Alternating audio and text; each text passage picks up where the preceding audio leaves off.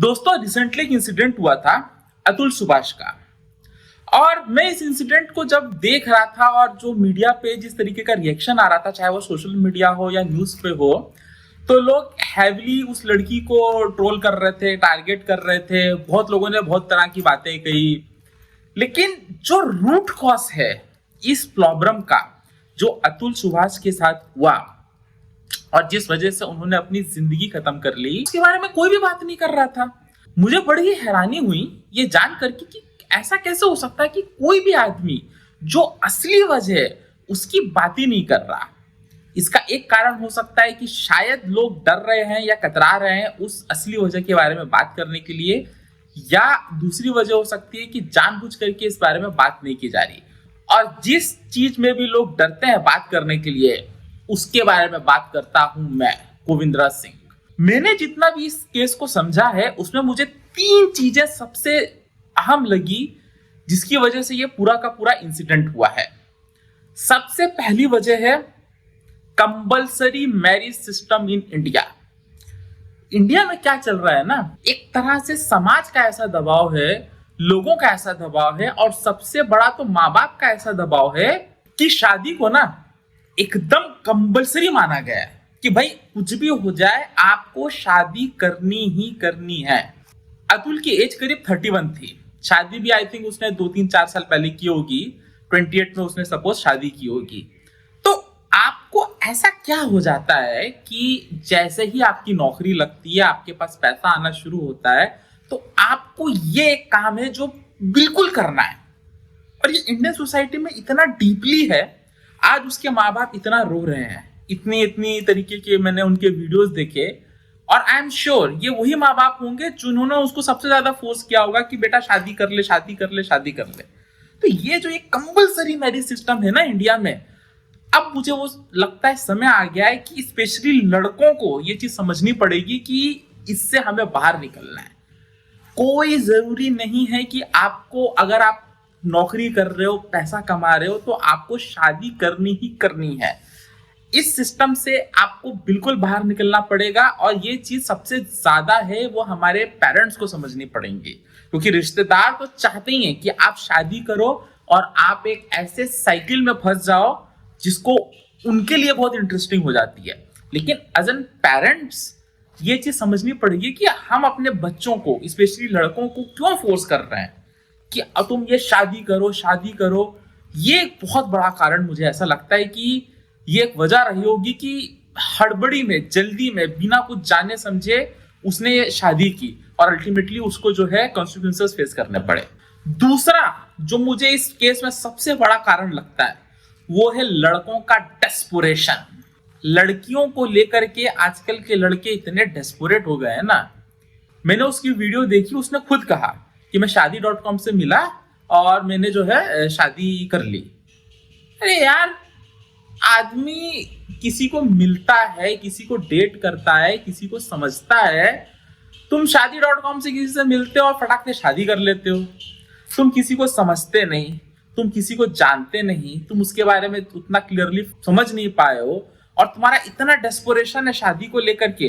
देखिए, इसका सबसे बड़ी वजह जो मुझे लगती है ना, वो क्या है कि हमारे इंडियन पेरेंट्स ने हमारे कान में एक चीज डाली है कि शादी के पहले आप कोई किसी भी इंटरेक्शन मत रखो किसी भी लड़की के साथ, या लड़कियों के लिए लड़के के साथ। अगर आप इंटरेक्शन करोगे तो बहुत बड़ा पाप है।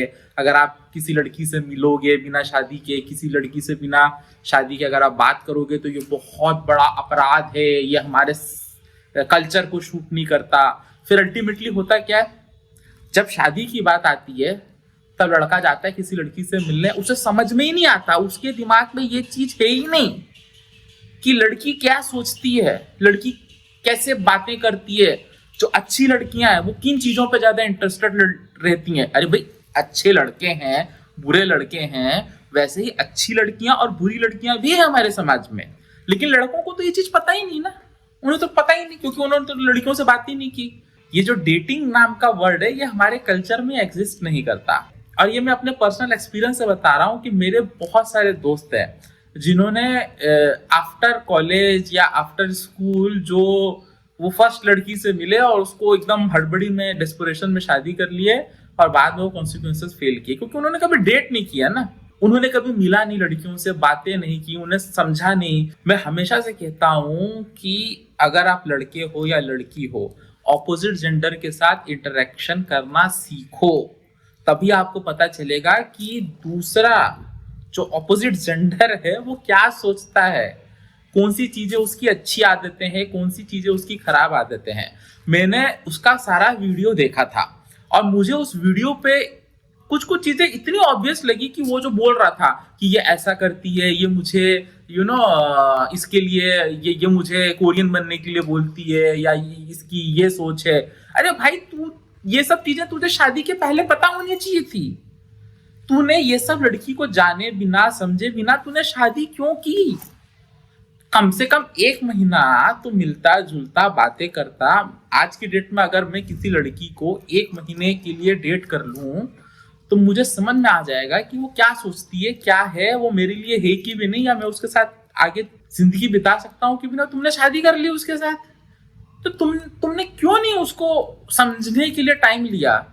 तुम्हारे अंदर इतना डेस्परेशन है शादी के लिए कि तुम सीधा, एक्चुअली शादी के लिए नहीं, सेक्स के लिए इतना डेस्परेशन है कि तुमने एक लड़की देखी शादी.com से फट से शादी कर ली। तो ये चीज है ना, ये लड़कों को, पेरेंट्स को भी समझने आनी पड़ेगी कि हमें बहुत ही early stage of life opposite gender के साथ इंटरेक्शन करना सीखना पड़ेगा। तभी हमें पता चलेगा कि कौन इंसान कैसा सोचता है, कैसा नहीं सोचता है, अनटिल अनलेस कि हम इतने डेस्परेट हो जाएं शादी और सेक्स के लिए कि बस एक समय आए जब हम पैसा कमाना शुरू करें, एक प्रोफाइल बनाए शादी.com पे और बस जो मिला उसके साथ शादी कर लिए।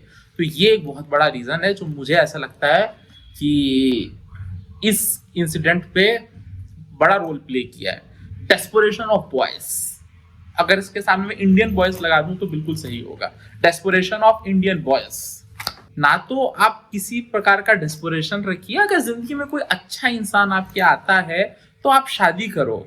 ये जो एक सामाजिक प्रेशर है ना, उससे निकलो कि मुझे शादी करनी है। क्यों करनी शादी? मेरी दाढ़ी वाइट हो रखी है, मैंने अभी तक शादी नहीं की और मैं अपनी जिंदगी में बहुत खुश, बहुत आराम की जिंदगी जी रहा हूँ। ठीक है, उसका सबसे बड़ा रीजन यही है कि मुझे एक चीज बहुत पहले समझ में आ गई थी, जब मैं कॉलेज के 2nd ईयर में था, तभी मुझे ये चीज समझ में आ गई थी कि now it is not a time. जो हमने अपने मम्मी को जिस रूप में देखा, अब वो जमाना नहीं है। अब हमें समझना पड़ेगा, अगर कोई ऐसा इंसान मिलता है जिसके साथ आप इतना कंफर्टेबल हो कि आप अपनी जिंदगी बिता सकते हो, उसको इतने हद तक आप समझ लिए हो, तब आप आगे चल के उसके साथ शादी करो, वरना मत करो। और यार 40 साल के पहले तो शादी करो ही मत। यही वो टाइम होता है जब आपको अपने पेरेंट्स का टेक केयर करना होता है, क्योंकि आपके पेरेंट्स 30 जब आपकी उम्र 30 क्रॉस करेगी तो आपके पेरेंट्स की एज हो रही होती है। इस टाइम पे आपको सबसे ज्यादा जरूरत होती है आपके पेरेंट्स की। आपको पैसे बनाने होते हैं, आपको नौकरी करनी होती है। 40 तक तो बिल्कुल शादी मत करो, ठीक है? तो अगर जमाना इस तरफ बदला है तो हमें भी इस तरफ बदलना पड़ेगा। अगर जमाना फॉरवर्ड हुआ है, अगर एजुकेशन लेवल बढ़ा है, अगर लोगों का काम करने का तरीका बदला है, तो लोगों की शादी के जो स्टाइल है, पैटर्न है, उसे भी चेंज करना पड़ेगा। अब वो जमाना नहीं कि 22 साल में आप निकाह कर दिया जाए, शादी कर दी जाए। अब वो जमाना नहीं है। समझ रहे हैं ना आप मैं क्या कह रहा हूँ?